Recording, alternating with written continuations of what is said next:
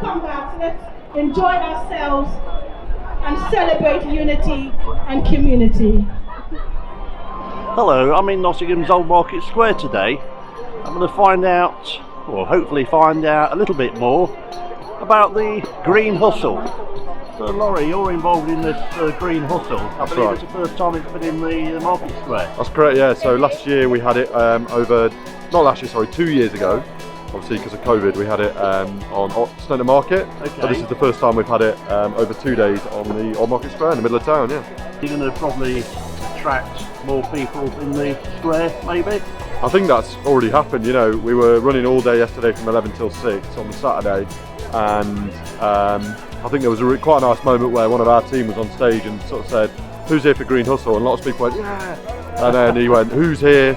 Because they're just passing through, and loads of people went, "Yeah!" Do you know what I mean? So I think it's a real mix. What's the idea of the project? Would you call it a project? Or Yeah, no, it is. It's a festival. It's a festival, 3-day festival this year.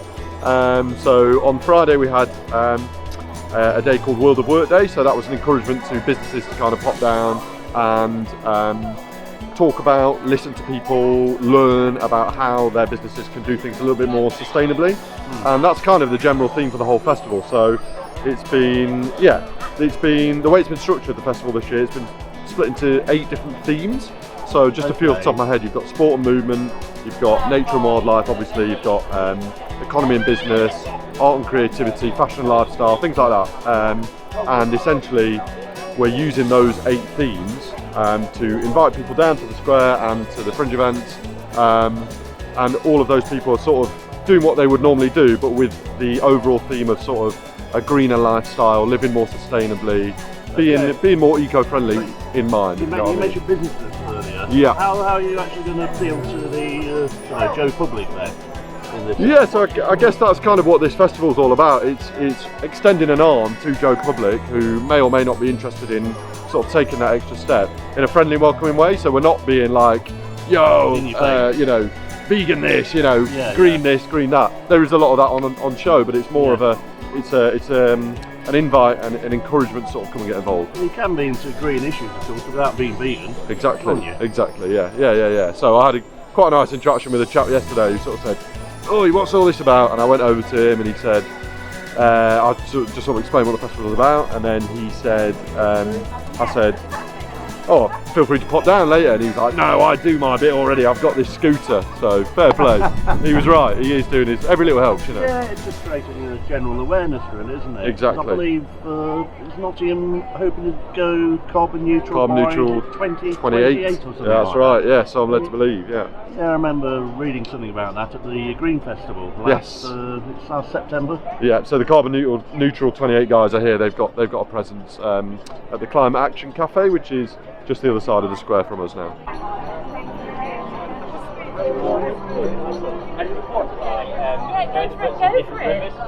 And when we got them to identify them using this flow chart, they then know how to go right now.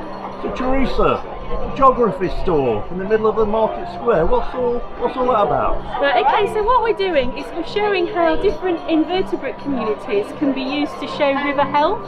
So the idea is that you go through with your invertebrates, look at the different environments that it's come from, and we've got a key where you can actually identify the species that you've found. And then once you've identified the species, we've got a chart so you can give it a point score.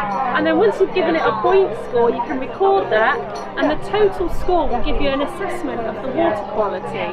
So what we've got here is a city riverbed, we've got a farmland riverbed, and we've got a mountain riverbed with different species that are very much what indicate what those environments were like. And is this research part of your studies then? Yeah, we do research in this. This is one of the techniques that we use at the university, but obviously we didn't want to bring live things for kids to look at today, so we went with little cutouts. So, but it is actually what we do. We've also got some microscopes there showing diatoms, which are types of single-celled algae. And again, similar idea. Depending on the species that we actually can identify, we can infer what the environmental conditions are like. And Emily over here has also got a rainfall simulator where we can look at how different surfaces in your house and garden can actually impact the runoff of rain. What's your opinion about these sort of skeptics who say that, oh, there's no such thing as climate change? Oh, well, climate change is real. Obviously, Of there's course a it difference is, yeah. between natural and anthropogenic, but Yeah. I think now we're very, very much seeing that it is entirely anthropogenic at the moment. Yeah, you think we're running out of time? Yes, definitely. Unfortunately. But hopefully events like this will promote the idea and make it accessible to people. So Generally create an awareness, Yes. even if it is a little bit too late. hopefully not too late. No. Okay. So I'm Bethan, and I'm representing myself as my own business at Nottingham Organic Gardeners, and we're making free wildflower seed bombs with all seeds that I've saved in Nottingham. Okay. So 14 different species, from poppies to marigolds to what else have I got on the list? From mullein to verbascums and violas and sweet rockets. And what's a wildflower e-bomb? Wildflower It sounds clay. quite serious. It does, but it's like essentially a ball of mud and clay that we form together with seeds in, and it just means that it's an easy way to get people gardening because they're all idea. contained in one place, so they can sprinkle them down, put some water on, and then watch them grow. Or we're recommending a bit of guerrilla gardening, so you can like brighten up your local bus stop. Brilliant idea. Yeah, thank you very much. So we've got some bee hotels and we've got some dried flowers as some examples of what will be in the packet for people to grow, so they can see. So yeah. Fantastic. And here you're actually making the... Yes, here's my very able assistant Dave helping me make the little clay seed bombs. It's a fine art. You have a tapas later, you're going to wash your hands before, aren't you? Yeah, definitely. Yesterday someone tried to eat one thinking it was a truffle. We had to quickly say no, but yeah, we're all part of Green Hustle Festival, and they're bringing a combination of arts, music, nature all together in the city centre with like a green theme. It's the first time it's been in the square. Yeah, first time it's been Yeah. in the square, and it's just brilliant. It's just bringing people together, and we're just having a really lovely day. And the interactions that we've had with kids, with families, with people from all across the city, people really understand the plight of bees and nature, and I think we've got like a 10% negativity rating compared to, we've given away yesterday 1,000 seed bombs. Blimey. And people are wanting to do them in the garden, giving them to their mums, their dads, their grannies, going to do it at the local bus stop, that kind of thing. So it's really great to see. Have you got a base in Nottingham then? Or- Yeah, I live in Nottingham, and I help run Nottingham Organic Gardeners allotment, and I run a sort of business to do with gardening and Are they culture. based at the St Anne's one? No, we're on Whitemore a lot. Oh, I used to have a allotment down Whitemore. Nice. Oh, yeah. Yeah. Number 76 years ago. Ah, On nice. the corner. Yeah. Lovely. Yeah, years and years. Well, Yeah. my dad did. So it keeps us busy and keeps us out of trouble, and we like showing people that it's really easy to either grow vegetables or flowers. No matter what you're doing, we need to do our little bit for nature and get people more included, especially kids. And I So, yeah. assume you've got a website or Yes, socials? yeah, socials, I'm Bethan_garden, and then I'm also part of Nottingham Organic Gardeners. That's fantastic. It's lovely to Thank meet you, and I hope And your you. seed bombs grow. Okay, just some flower seeds. There you go, darling. Oh, thank you. Sprinkle them down, give them water. If you want to take I a haven't got a picture, garden. you don't have to. My friend loves wildflowers. Nice.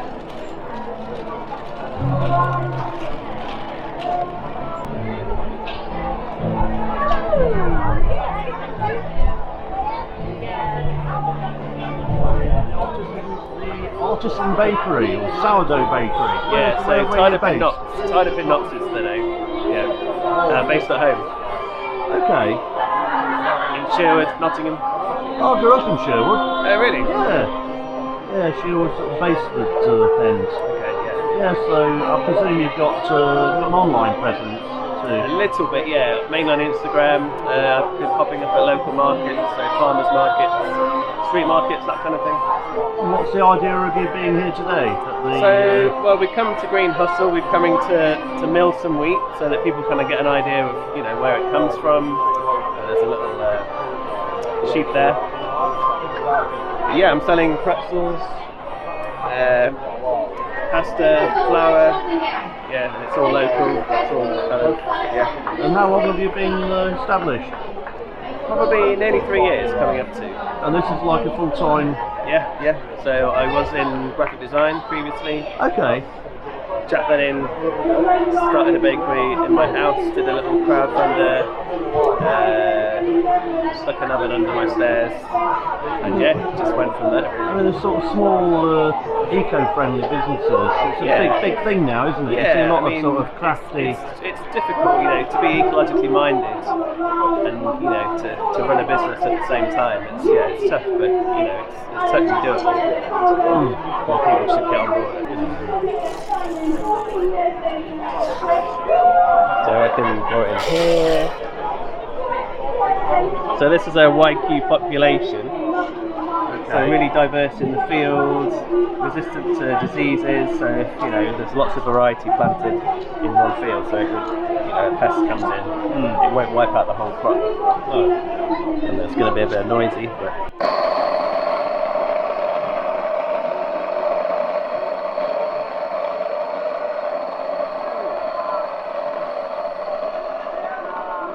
so we're doing a bit of collective also. So this is Emma's pasta and Sham's pasta at the Nottingham Mill Co-op. So they're milling in Santa Market Avenues. And the jams I can locally forage ingredients for. Yeah. It's great how sort of similar businesses work together, isn't it? Yeah, I mean it's very small community, but all the bakers in Nottingham know each other. It's a really nice, really nice vibe.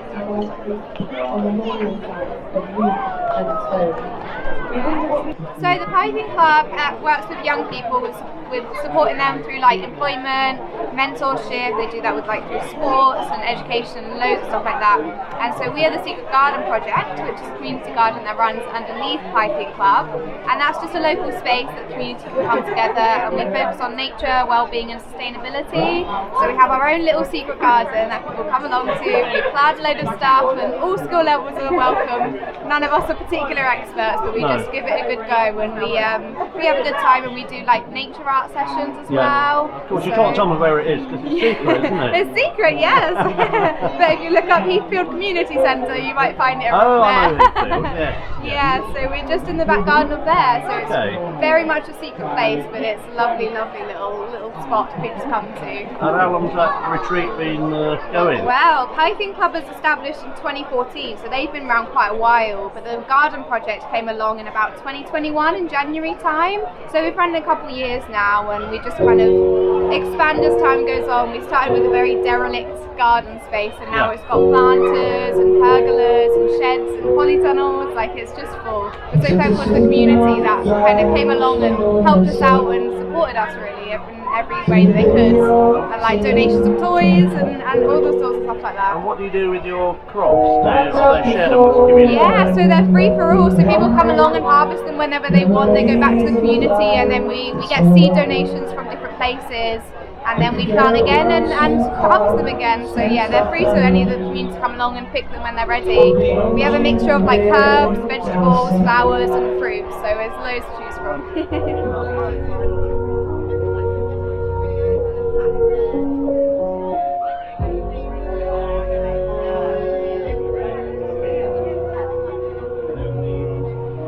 Sam, the Cotgrave Community Garden. Is it what it says it is on the tin? It is, yes. It's a garden we've created for the community. So it's to welcome the community in to join us in gardening, to learn how to do it, but also we have facilities for people to come in and hold events if they wish, and as long as it's in accordance with growing food, learning about food, natural processes. We've done some tie-dye workshops this week with natural dyes, so it's about anything to do with the food really. So have you physically got like a plot of land then? Or? Yes, we've very kindly been given a piece of land by the welfare, which is an old bowling green. Okay. So we've converted that. It's taken 3 years really to get it into the condition it is today, which is really producing food on a weekly basis, which we then take round to the community kitchen, and that's then handed out to people who need it in the community. So it's like a sort of community allotment? Yes.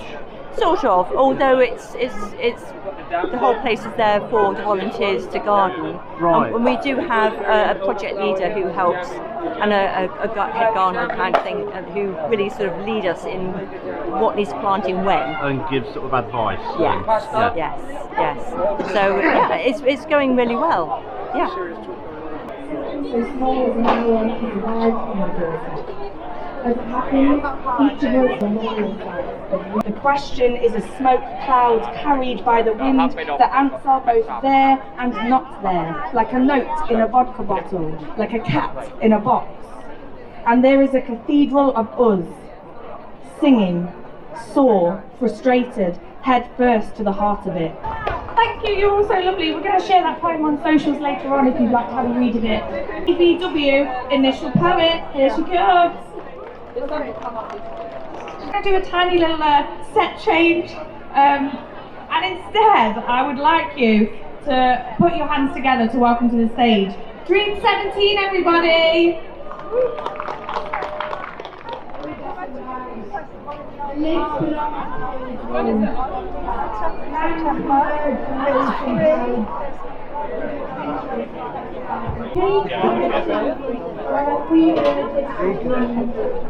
orange rays of the sun.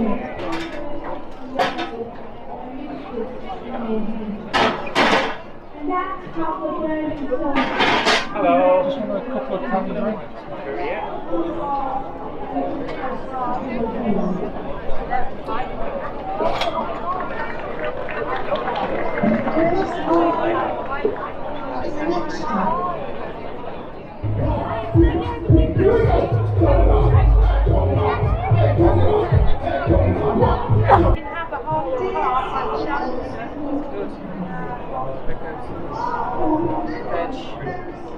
That'll make me happy. Do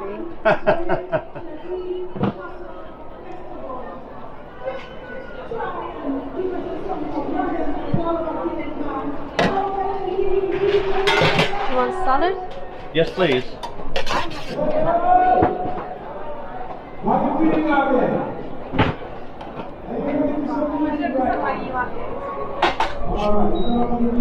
Going to enjoy that.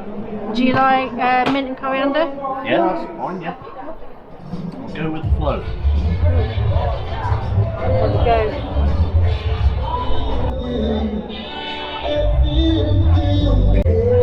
That's me sorted for my Sunday dinner. Veggie curry.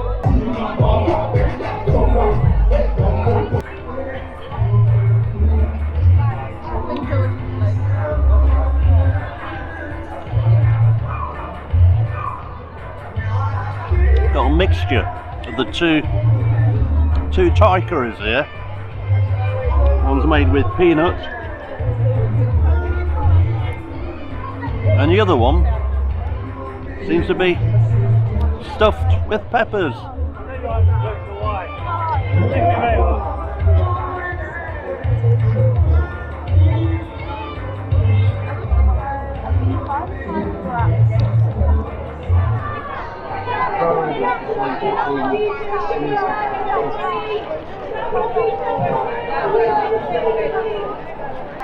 This curry is bloody lovely.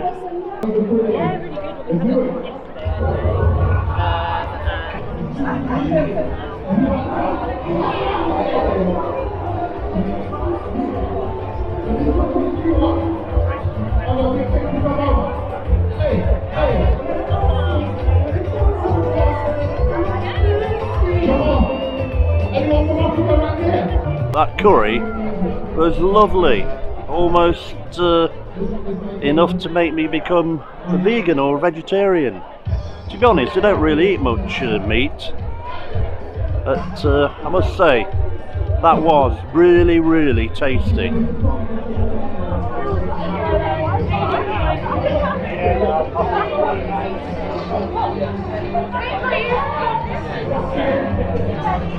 If not you, then who? That seems to be the message from this stall, all about making Nottingham carbon neutral by 2028.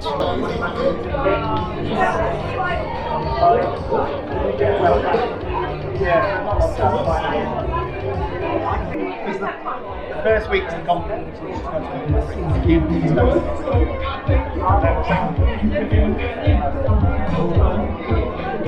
yeah, I'll sort of make out that one.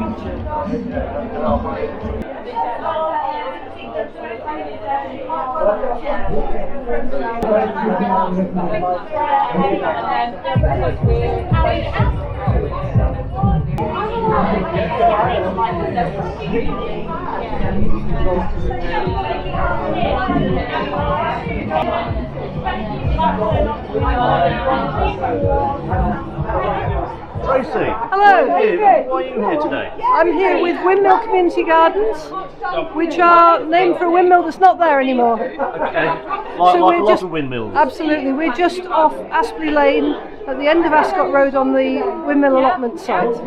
And we are community gardens, and we are accessible for folk in chairs or in assisted vehicles, and we cope with pretty much anyone who wants to come. We don't mind what your situation is. If you have any issues with your hands or anything, we've got tools for that. Yep. We try and have folk who can help you if you don't speak English as a first language, and we'd love to play with anybody who wants to grow stuff. And how long have you been around? Not you personally.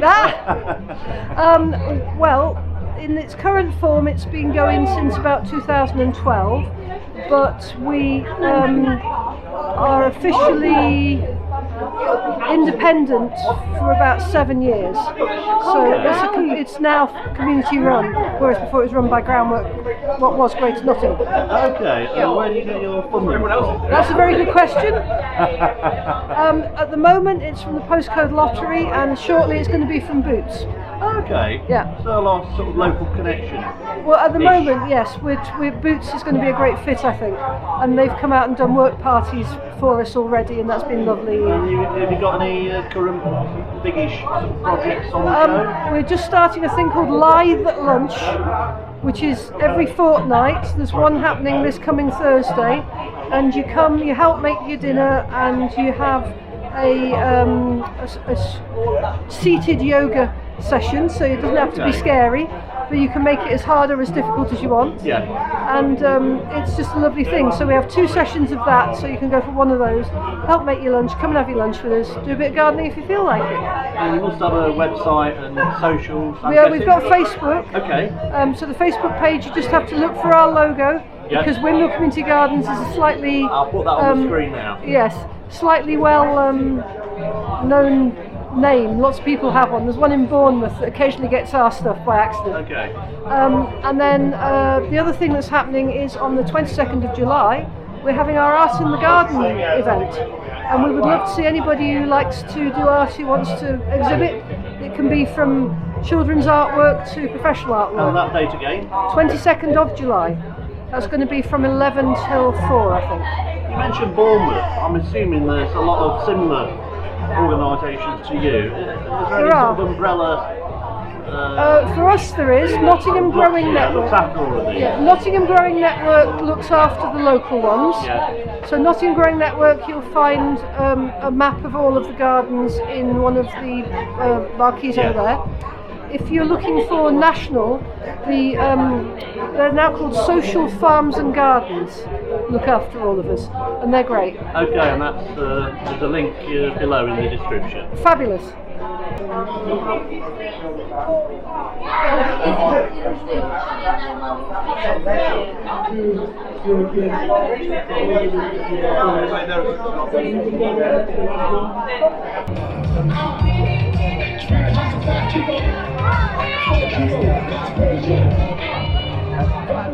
Sandra, green gardeners, aren't all gardens green? Well, with the Green Guardians that do a bit of gardening. Oh yes, of course. Yeah, so the Nottingham Green Guardians are a volunteer programme that work across Nottingham City Council's parks, open spaces, nature reserves, trying to improve and maintain habitats for wildlife, as well as make the green spaces really inviting and safe for people. Well, no doubt you're here today to create an awareness. Yes, so here at Green Hustle at the Action Cafe, to let people know what we're all about. We're coming up to our 2nd birthday, so we're a fairly new group. and would love to get more volunteers across the city to help us make Nottingham greener. How did you originally come to be set up there? So we've been set up in partnership with Nottingham City Council and the Future Parks Accelerator Programme, which is funded by the National Trust. It was a programme set up to try and make parks and open spaces more sustainable for the future. So that's kind of how we came about, and we thought, how can we actually make these places sustainable with the current kind of financial climate? And there's been lots of reports around the same time about the multiple benefits of volunteering, and we thought this could actually be like a perfect match. It makes our parks more sustainable. The volunteers get various kind of health and well-being benefits, and we're also improving green spaces for wildlife. And is there anything particular on your radar at the moment in the sort of Nottingham area that you're working on or going to be working on shortly? So we work quite seasonally across the city, depending on breeding seasons of different species. So over the summer we tackle invasive species across the city. Things like Himalayan balsam in our waterways, and we do some of the nicer planting things and make our parks really pretty and beautiful. So we plant up lots of nice new flower beds. As we go into the autumn-winter season, we'll start working more in our woodland nature reserves and local wildlife sites. And we have a big tree planting campaign, hoping that this winter we'll be planting around 13,000 new trees across the city. And if people are interested, how do they get in touch with you? How do they get in touch? Well, we have a website, www.nottinghamgreenguardians.co.uk. We're also on Facebook and on Instagram. So if they want to check us out, find a session. It tells you where we are kind of every day of the week. Hop along, have a go. Afrobeat music in the market square, and it's so nice to be able to represent music from around the world. Show some love for my DJ Sugar Laurie.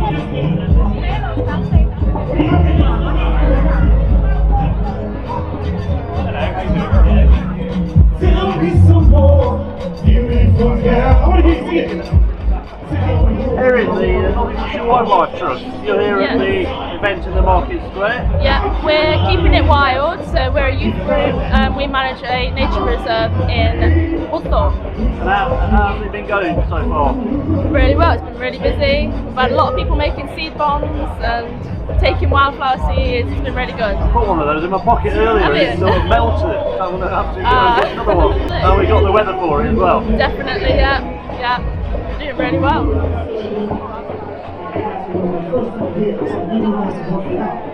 You guys need the confidence, okay? So anticipating that's great. You can see you dance more.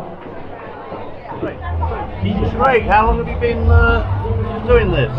So we've been at Creative Studios since 2015. So like 8.5 years, but it was my practice before that, like as a design, when I was at university, basically. Yeah, you're one of the few in the area, I'm guessing, that are doing this.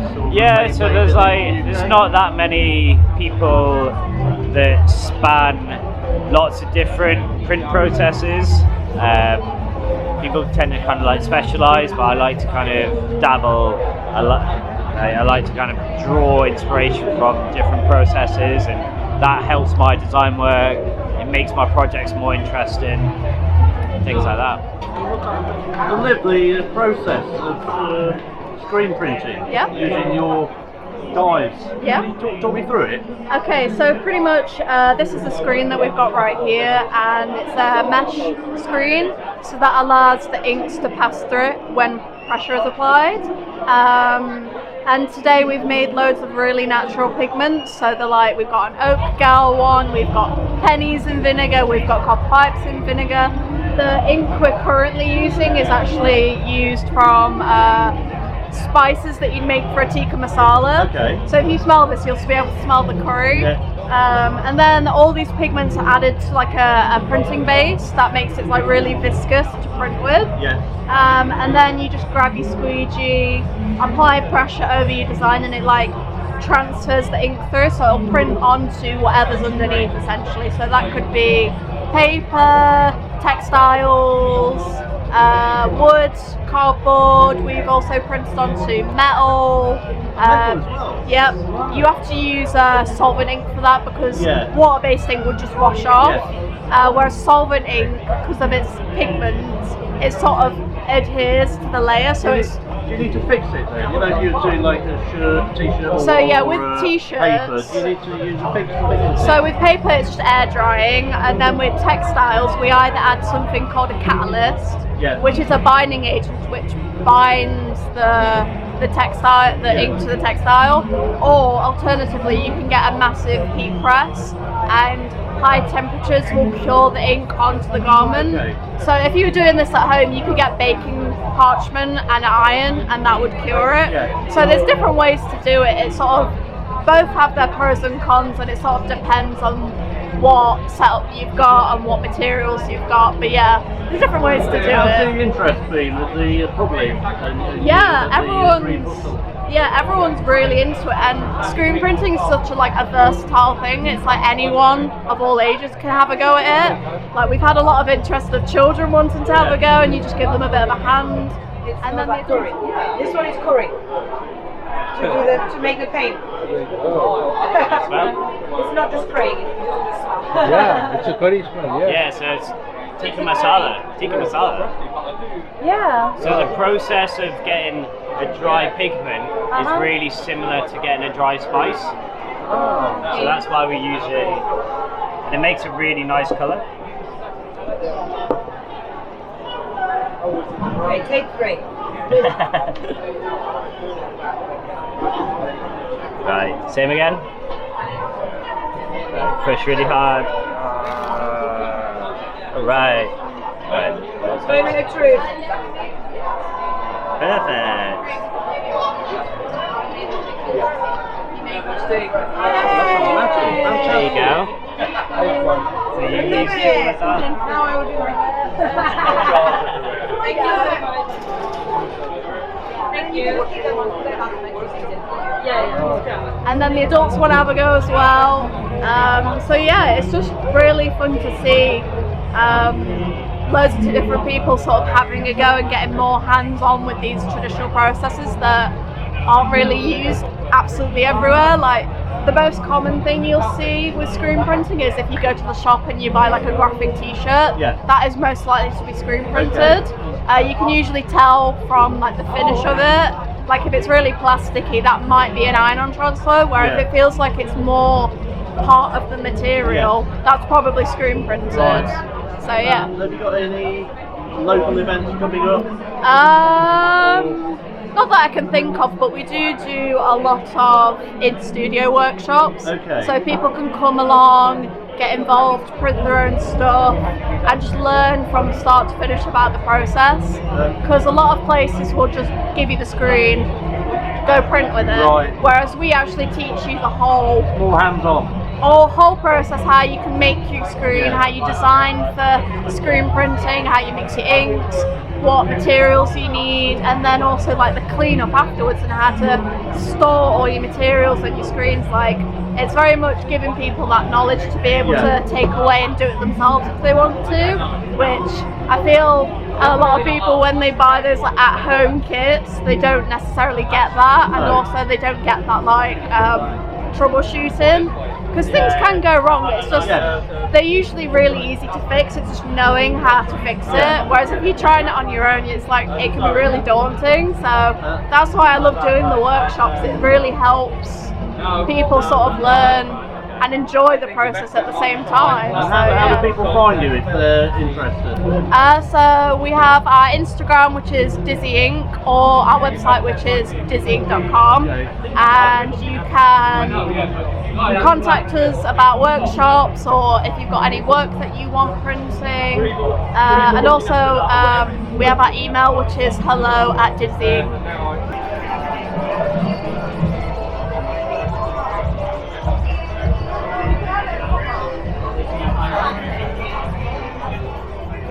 There you go. And I thought chicken tikka was just made to be eaten. You can print with it as well. You learn everything on this channel.